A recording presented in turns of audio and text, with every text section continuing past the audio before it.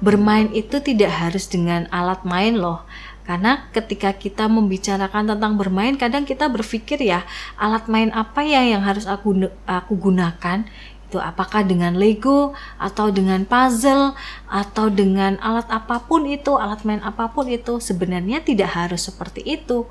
Bermain pun bisa menggunakan bagian tubuh kita sebagai orang tua gitu. Jadi dalam hal ini bermain dengan tubuh orang tua menjadi satu hal yang luar biasa sekali juga manfaatnya. Karena apa? Karena anak ini kan menganggap orang tua sebagai lingkungan terdekat mereka ya. Ketika mereka lahir, mereka tumbuh di awal-awal perkembangan mereka, orang tuanya lah yang ada di sekitar mereka. Jadi mereka akan mengasosiasikan orang tua ini sebagai lingkungan ternyaman untuk mereka. Jadi dengan bermain dengan tubuh orang tua pada akhirnya menjadi media mereka juga untuk belajar. Belajar apa? Belajar untuk menumbuhkan kepercayaan bahwa lingkungan mereka aman.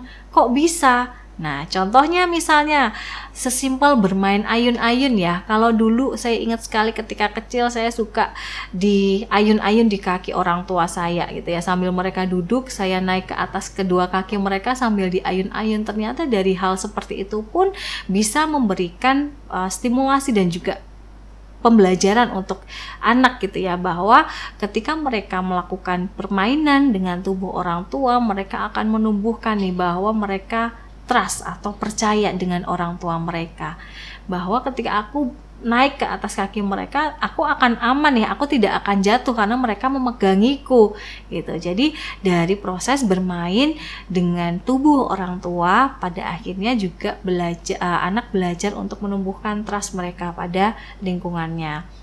Dan di sini juga pada akhirnya membantu mereka untuk melekatkan bonding ya dengan orang tua. Tidak bisa dipungkiri itu bermain bersama anak, terutama bermain dengan menggunakan tubuh orang tua, itu pada akhirnya bisa membantu meningkatkan bonding atau kedekatan antara orang tua dengan anak. Selain itu juga pada akhirnya anak juga akan berlatih nih untuk eksplorasinya dari lingkungan yang terdekat mereka dulu, lingkungan orang tua mereka gitu. Jadi mereka belajar dulu mengeksplorasi dari dunia atau lingkungan terkecil mereka, yaitu orang tua, dan pada akhirnya di situ mereka akan belajar nih untuk lebih siap berinteraksi dengan lingkungan yang lebih luas lagi.